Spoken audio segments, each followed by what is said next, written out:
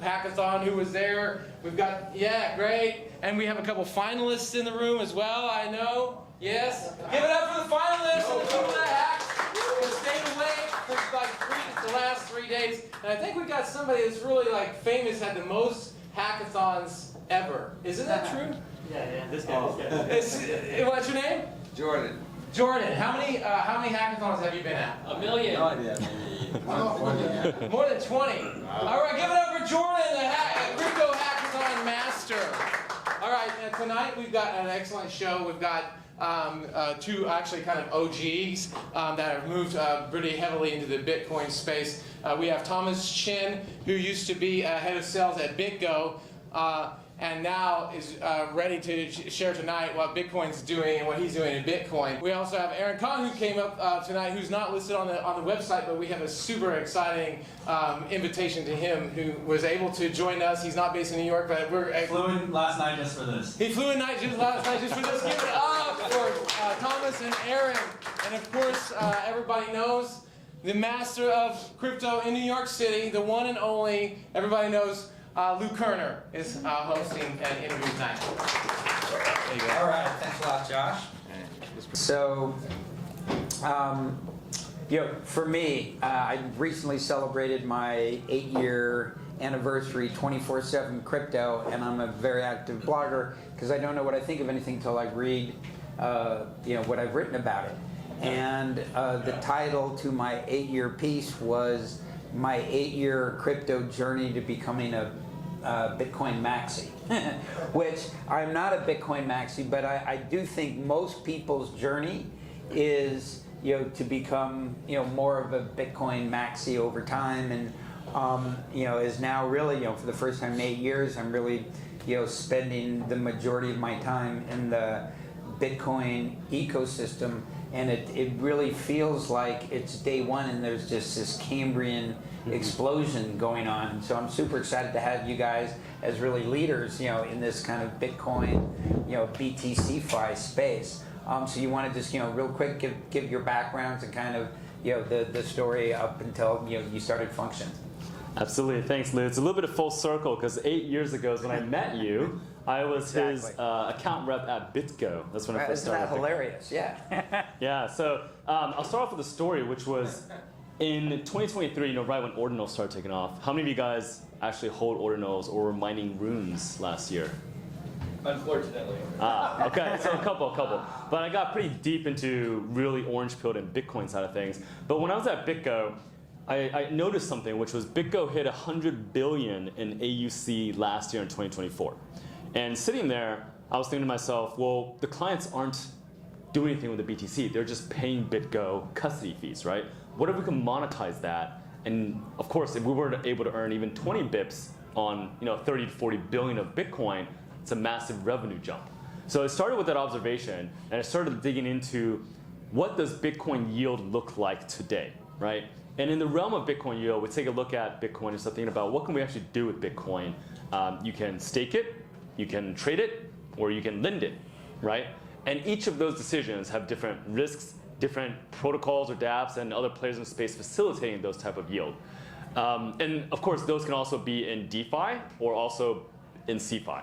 So started looking around, getting into it, and WBTC was the asset that BitGo had, and I actually overlooked WBTC when I was at BitGo.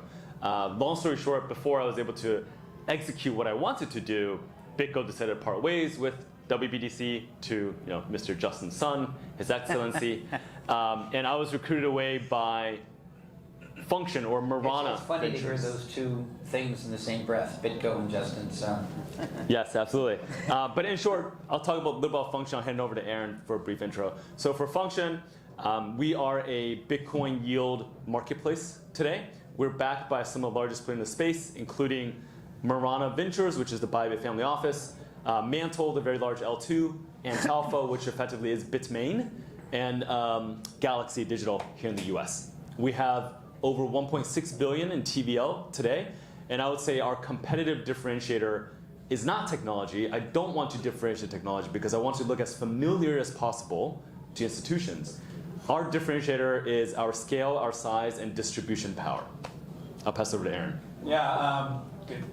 Thanks for that little blurb for function, which I've also just joined last week. But the way I joined was really interesting because one of the team members at function randomly asked for a catch-up with me, and we had worked together on something else. And we randomly started talking about Bitcoin and like all these ideas I had for Bitcoin because I've been trying to push Bitcoin in this other ecosystem that I'll get to for the last 3 years.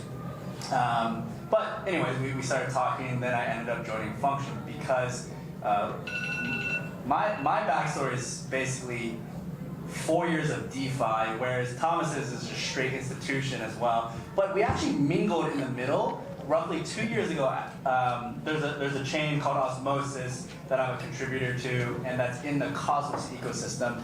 And for Osmosis, I negotiated the WBTC deal from BitGo, where Thomas was at the time.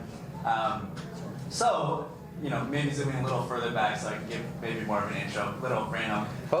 You the deal to bring it to BitGo or to Justin Sun? No, so this was before Justin Sun's time. So 2 years ago, the Cosmos did not have a reliable form of Bitcoin that people could basically bridge over. So there was bridged wrapped Bitcoin from Ethereum, but people wanted native. Everyone always wants native because it's the most reliable, people trust it, and it's like USDC. Do you want to hold native USDC? Or do you want to hold a bridge USDC that you don't know this bridge provider, and then your funds might just be stuck forever, which is a real thing because today, even if you look at Wormhole, they kind of shut off their bridging to Cosmos like a few weeks ago. It still exists, but they don't maintain it anymore. So now an external party has to maintain it. This is a problem if you want to bridge assets over to Solana. Picasso, this happened as well. Picasso, they had a bridge between Solana and Cosmos. And Okay, I don't think anybody's arguing the point. okay, so yeah, anyways, we got this native WBTC over in Cosmos. But it's because people wanted to trust this form of Bitcoin. But over in the Cosmos ecosystem, you have nomic Bitcoin, you have wrapped Bitcoin from Ethereum, you have wrapped Bitcoin natively on Osmosis, and Kava, which is also a Cosmos chain. Then you have a few other bridges. And the thing is, like, we wanted to combine these Bitcoins the same way you'll see USDC combined on Coinbase. So no one usually thinks about this, but when you deposit USDC into Coinbase, you don't ask which USDC do you have, but without question, it has to be one of the USDCs on a chain, right? So this is how we kind of see it on chain with this Cosmos ecosystem, where users can deposit from each individual network that's bridged over, and then there are like rate limits so that if it's a less trustable Bitcoin, then you cap it at like 5%. But if it's WBTC, you can go up to like 50, 70%. So that's something that I worked on for like the last 2 years. And also at the same time, it was like this really funny story when Thomas was talking about like the ordinals and runes. Last year, because this was popping so much, we actually, I got a call from the founder of Osmosis. He was like, hey, do you want to go to Puerto Rico? I was like, for what? And he says, there's this Bitcoin party happening, and it's this guy David Bailey. He's hosting it, and like all these like Bitcoiners are gonna be there. Brock Pierce and all these like random guys, all the OG whales that moved to Puerto Rico. And this was during the time when David Bailey's Bitcoin magazine was lobbying heavily for the administration, in this case the Trump administration, to basically go big on crypto. And at the same time also, this is when you saw Ryan Selkis go to that party to go and shield Trump as well. And the way that happened was there's this guy, he's the founder of Quasar. He bought the NFT, gave it to Ryan Selkis to go and do this thing. It was just like random guy that gave it to him. And at the same time, this Bitcoin party was happening, and Vivek is like giving a Benjamin Franklin speech about how if Benjamin Franklin was alive today, he would be mining Bitcoin. But the whole reason I went down there is to like go and BD ordinals and runes and like hyper Bitcoinization to like try to bring into Cosmos. But one thing that I realized over the last 2 years is like the retail users and the market shares, like they tend to just go where it is at first simplest naturally, but also where the most users are naturally. But if you want to do something hard, you have to make the best UX for something. And what we're working at, at Function is not necessarily on the UX of Bitcoin, but we are finding all the places that there are opportunities for Bitcoin, and all these ecosystems and all their teams, they're working their hardest to create an ecosystem with all their assets, and of course, Bitcoin is being the dominant asset. We will go and work with all these teams and explore these DeFi layers. I guess my first hot take is, as an institution, you don't care what chain it's on. You just don't. You don't care about the technical, differences between Solana and Cosmos and all that stuff, right? All you care about is how's the yield doing, how's the yield being constructed, what is the risk around it, what type of counterparty or credit type of risk do I need to underwrite to make sure my funds are safe. They're pretty much chain agnostic. So as we get into a more institutionalized reality with the Bitcoin ETFs, right, with the ETH ETFs, right, all these guys, they're just looking, they're in an accumulation phase, but the next stage will be, okay, how do I get yield on this BTC, right? MicroStrategy is holding a bunch. You have Tom Lee holding a bunch on BitMiner for ETH, right? So once they start asking themselves, how do I deploy the capital, then you'll see this wave of BitcoinFi resurge again. And so you talked about the 1.4 billion in TVL. What are you doing with that? How are you getting the yield on that? Yeah, absolutely. So our TVL is constructed a little bit differently than Coinbase's or WBTC's because the folks holding it aren't just retail on chain. So we have a different construction of our liquidity providers, LPs. Our backers, the users of the FBTC today, are mainly very large institutions. So these institutions move in size. The way that we generate yield for them today, really around two things. The first one is simply, well, they both exist in DeFi. The first one is staked Athena. So we've got a vault strategy where effectively with FBTC, you can use as collateral to borrow USDT, use that USDT to mint USDE, which is Athena, if you guys are familiar with that protocol, and then stake that USDE for more yield. It's a very simplistic strategy. Athena as a protocol has a Lindy effect, so our LPs are comfortable with underwriting that risk.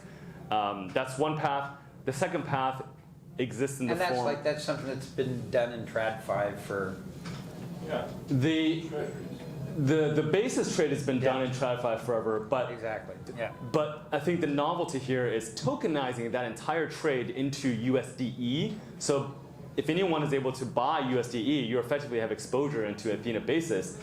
That's new because then that's composable, and you can use that anywhere else in DeFi, and it's a little bit of a money Lego, a money financial primitive that you can use in other ecosystems. Yeah, no, I mean, it's incredibly creative, right? I mean, that's why it's exploded in TVL. Yeah. And so, how do you think about kind of where the market is today, and where it's going to be a year from today? Today, it's very simplistic because if we think about what's really gonna, again, let me zoom out. We're framing this in the scope of BitcoinFi, which is getting what I call high integrity yield on Bitcoin. Today, as I mentioned, there's three ways to get BTC yield, right? Number one is through staking. If you're familiar with Babylon or Core, those are different Bitcoin protocols that allow you to stake. I do air quotes because Bitcoin is proof of work, it's not proof of stake. But effectively, they use a time lock UTXO mechanism to allow you to achieve a similar result. But the challenge there is, for institutions, is the rewards are not in BTC. Would you risk staking your BTC to get 30 basis points in a different token? Or would you rather just hold it if Bitcoin's going up 5, 10% quarter over quarter, right? That's the challenge institutions face. They don't want non-BTC. They want BTC on BTC. So that's on the staking side. The second one is trading. Yeah, you could get some pretty strong returns in trading if you outsource it to a manager that takes the BTC, puts it on different exchanges. Hopefully they're not an FTX exchange, right? They could run options, all kinds of trades. It could be mid-double digits. Did everybody write that down? Yeah.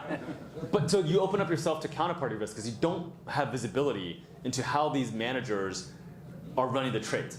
So then the third option is lending, right? Which is kind of like the tried and true. Large players like Galaxy, the institutions, they will borrow, collateralize, or under-collateralize, or over-collateralize. And this is the lending is the major BTCFi play. Yeah, today. Yeah, it's the only viable one from our perspective that can take an institutional size because institutions, if you're JP Morgan, yeah, you've been doing lending forever. You know how to underwrite that. You want them to look at Babylon, they have no idea what that is, right? And the worst part is Babylon always changes too, or not picking on Babylon, I just mean protocols always evolve as well. So it's a bit of a moving target to underwrite technical risk. So of course, they're going to look at something they're familiar with, the structure of the product, which is lending. And in BitcoinFi, Bitcoin, of course, it's not composable across EVM, so you can't use it as collateral. So we have to wrap it through like FBTC or CBDC or WDC, post it on a lending protocol like Aave to borrow this stable coin to then generate the yield. So basically, Bitcoin is the most pristine form of collateral. We wrap it so you can use it to borrow stablecoin, which is used to generate yield. That, I think, yeah, super, super interesting. My guess is for a lot of people, a lot to take in. Yeah. A lot of complexity here.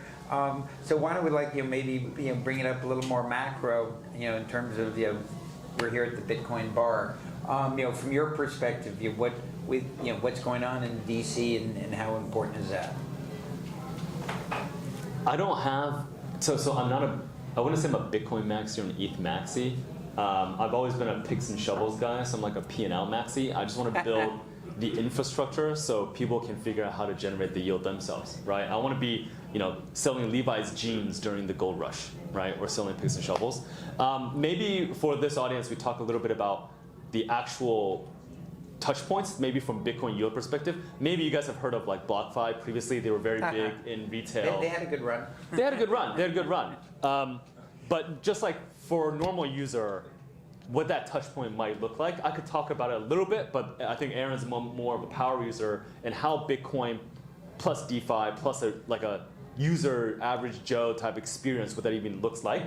From my perspective, as Aaron mentioned earlier, I want to simplify all of this. I want to bubble this down in a user interface where if you come to us as retail, the point I want to get to is you come to us and all you see is, all right, you have Bitcoin, do you want to put it in a conservative strategy, a balanced strategy, or high growth strategy? And when you click one of those, and let's say the high growth, it'll drop down and it'll show you how that strategy is constructed. Oh, it's a blend of lending to these institutions plus some maybe more aggressive DeFi strategies. And if you look at it, you like it, great, you deposit BTC, it's locked in our security model, which has multiple keys held by publicly traded US companies, Antalpha and Galaxy are two. And it generates a strategy, and then based off of the lockup, you can withdraw or you can keep it. So I want to be as simple as that. What you just said, like the high growth, relatively standard, normal, or like very safe. This is very similar to how you would see when you're investing in your 401k. The options these companies give you, like you go to Empower.com or whatever. It's like your HR company. You pick like what kind of 60-year or like retire at 60, be safe, whatever. But this kind of ties back to what you're talking about, Lou, with the macros. Like, what was signed just within the last 2 weeks was like, you can now have crypto in 401ks, right? So the way I see this in like the macro conversations, this in theory can be a massive windfall. And assuming there's no like weirdness around it, it's just like straightforward. People can just add Bitcoin to their 401ks and it's just on auto compounding. That to me is just going to be another like ETF launch kind of a thing where it's like, this, how many hundreds of billions of dollars flowing in, and then not just the U.S., but if other countries around the world start copying this, I think the macro is very bullish for Bitcoin. Now, for some reason, people are saying there will be some kind of bear market and March of next year. Maybe I'm just like a perma-bull, at least on Bitcoin, but I don't think that's the case. And more like to your point of 401ks. If you think the institutional market's big, take a step back and think about how large the pension market is, right? 401ks are actually, it's not because the administration said that we're going to do it that it's that easy. It's actually not governed by the SEC. There's actually another department that's way bigger and potentially scarier. It's the Department of Labor, right? They govern all of that. So you're going to have to navigate through that entity in order to get 401ks approved.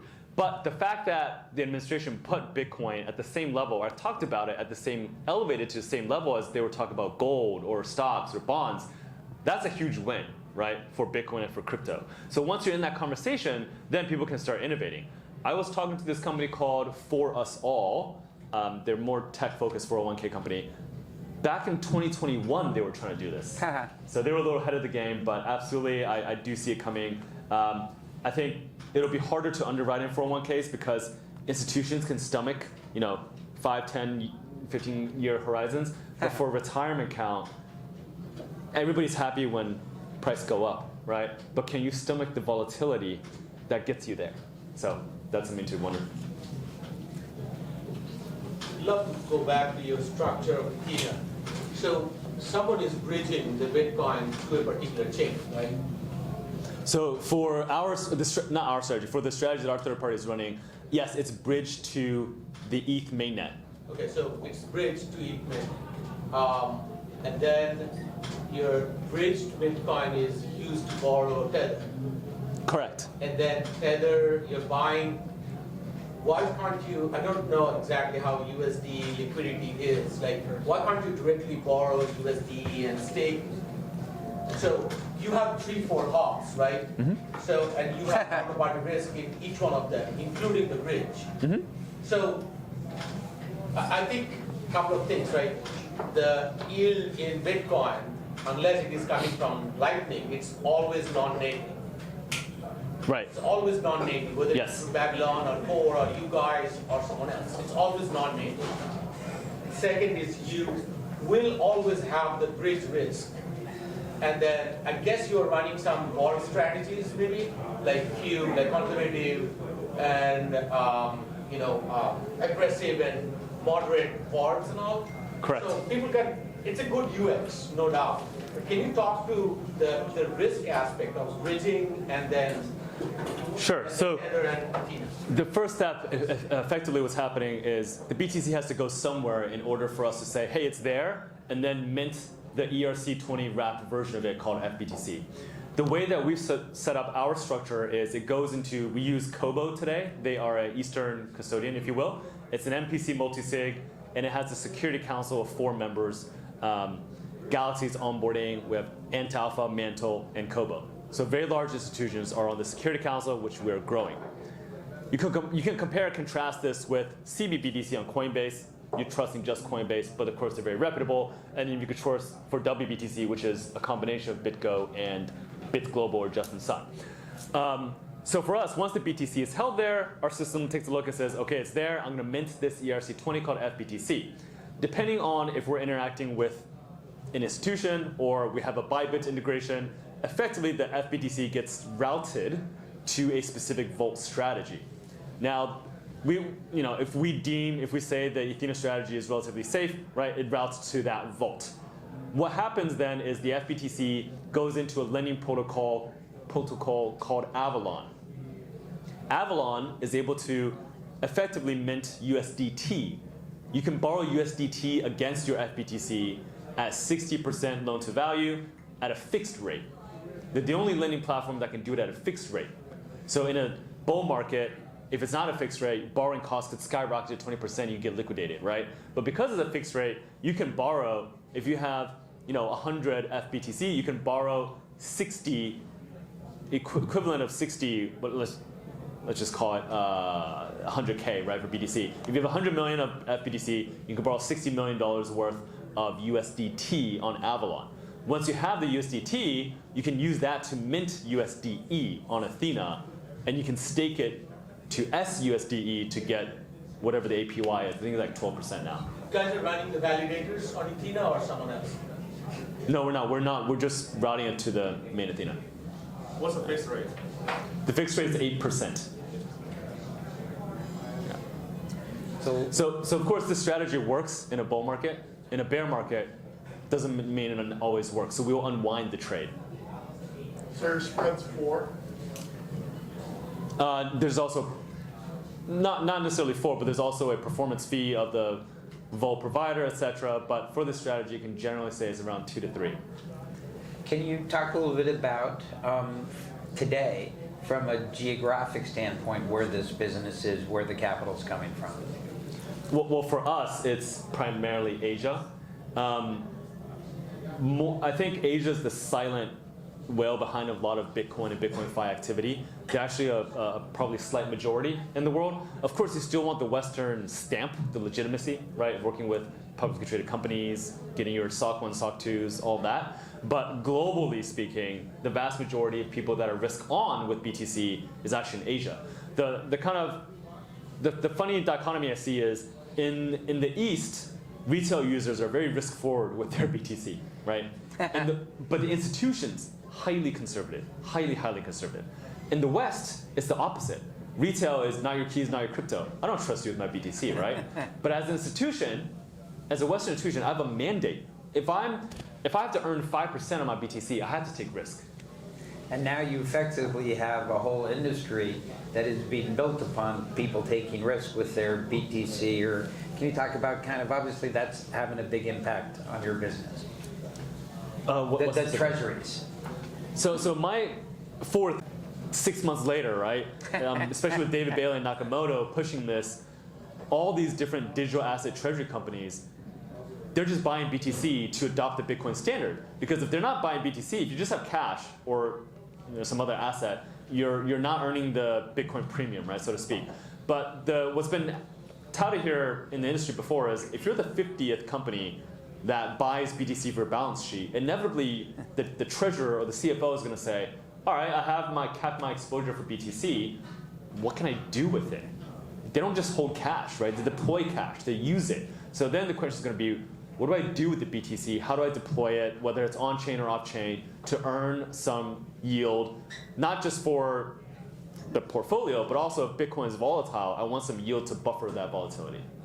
And a lot of the teams that are going to market nowadays, or the teams that exist and have been maturing, they know that the retail users will want some sort of BTCFi in their ecosystem. This is why we're able to work with all of these teams, because they're like, hey, the only way to do this is we have to bootstrap the initial ideas. So whether it's like, a foundation with their chain, they have their own DEX, and they're like, okay, well, we have no liquidity, but people want to trade Bitcoin, but the slippage is too high. We have to go put our own liquidity in it. And funny story, like one of the teams that I've worked with in the past, when USDC was crashing, well, not crashing, but like it went down to like 92 cents. That was crashing. Okay, yeah, I guess it has a little crash. What was this, like January of 23, was it? I think it was January of 23, right? And that team basically was like, okay, well, we don't know what's going to happen to USDC. We're just going to buy Bitcoin. And then they just bought half of their treasury in Bitcoin, and then they held it, and it's gone up like 6-7x. But so did USDC went up. Only up 5% though, right? But they were able to use that liquidity of Bitcoin that they got and then just go LP it into their own DEXs and their own products, whether it's the lending and borrowing products or whether it's the DEX or holding it on like a constant or a V3, like Uniswap V3 pool in a tighter range so that people can trade it. And this facilitates so much activity on this chain now, but every ecosystem views Bitcoin in this way where they're like, okay, we have to compete in the Bitcoin market or we're kind of like not thinking long term. So we're working with a lot of these teams to try and facilitate that in a win-win scenario. Okay, any questions? Yeah? Yep, I'm sorry, yeah. Sorry, you already asked a question, right? Yeah. Well, let somebody else ask there first. MicroStrategy. Yes. Bitcoin. How do they earn income from this Bitcoin holding? Do they have any income or just they're holding it for asset? I'm not an expert on that, but their business, they're not deploying it to generate yield in how we are thinking about it, right? But what they've done, interestingly, my understanding of this is they've issued other types of products around it, like Strive. Basically, I think MicroStrategy and all the other companies are in this accumulation phase of BTC. So how do I buy as much BTC as quickly as possible? Yeah, but they have to. Well, their stock price went up like 1,000x. They're selling debt. They're selling debt. They're raising money. Yes. Buying BTC. So it would be a good idea to earn something on the BTC in addition. Correct. The other issue in DeFi is there's not enough capacity to take in that much BTC because the yield is just, I don't want to say it's not real, but it's not sustainable today in DeFi. So then the question is, even at BitGo, I would talk to all these different DeFi providers. Our clients at BitGo at the time, they would want to put 3,000 BTC in at a minimum, right? These DeFi protocols, max, they would only be able to offer 8%, but up to 1,000 BTC. So there's a huge mismatch in the capacity of what these protocols can take in, because the yield itself is not from true economic activity. It's from a marketing budget that they're disguising as yield for 3, 6, 9 months. So it's going to collapse. Well, you've already seen a lot of this collapse in the Bitcoin DeFi with, I won't name these protocols, but some of these Bitcoin L2s or Bitcoin staking protocols, you see the yield have already come down from 15 to 10 to 1% to 0.3%. But your yield is not coming from the marketing budget. Your yield is coming from the protocol, security guarantee. So we do not, we're just the director, right? We just route it to where we see the yield coming from. I'll give you an example. Right now, one interesting trade is Ripple is trying to incentivize RLUSD, its stablecoin, and they have a massive budget against that. I'm a P&L maxi. I will take it, right? It's safe, it's Ripple, right? Especially if it's done on protocols that are well known. So I will absolutely shepherd the trade for our, not shepherd, just like give our access for our LPs the ability to enter those trades via third parties. And this will be the last question. We keep the fireside chat to a half hour, so I really appreciate you guys coming tonight for this. And will you stick around? I'm sure there'll be some questions from the audience. Sure. So they'll stick around so you can come up and ask some questions one-to-one. So how about Citria or Rootstock? There's no limit in the supply. I can mint more by locking any amount of Bitcoin and locking more. It's decentralized and it's not dependent on a private company such as WBTC. Any thoughts there? I know of them, but I don't know about their businesses well enough. My only question would be, how is that yield, if there's yield happening on those ecosystems? No yield. No yield. So, it's like WBTC does. but Citria is a chain, right? It's a Bitcoin L2, and Rootstock is a more OG version, and they had a version of a wrapped Bitcoin. But yes, if you're just the asset itself, you're not making any money. Like WBTC, you could charge mint and burn fees, but you would need massive volume to earn any meaningful revenue from that. So if you're just the wrapped asset, you're not making money. But if you operate a liquidity pool and you can clip the trading fees, that's one way to do it. Or if you own the actual chain, right, Citria, right? I'm assuming they're monetizing via sequencer fees like Base or these other L2s, but I'm not familiar with them. Only on transfer. And then you're going to need a lot of transfers and transactions to generate the revenue. Yeah. Okay, here. Phil, David? No, it's just important to know, guys, these guys are dealing with a huge institution, so they're just the guys that are putting together different vaults and directing you to a place that you don't get smoked, that you don't get rugged, because they're using large, very institutional protocols that you generate yield from. Grow your mind. Think unlimited money, because it's this big institution we're talking about here. But like, I want to wrap this up because and thank you guys for coming. You guys can talk personally one-on-one and not disrupt the whole crowd for the important part, which is all about networking stuff. One note, next week we're going to have the folks from Gemini, Blockchain Capital, and Drift Protocol at Sugar Mouse over by Union Square. So next week we're going to have CryptoMondays over there. And again, guys, thank you to the Godfather. All right. Thank you. Let's give him a big hand. Just like that.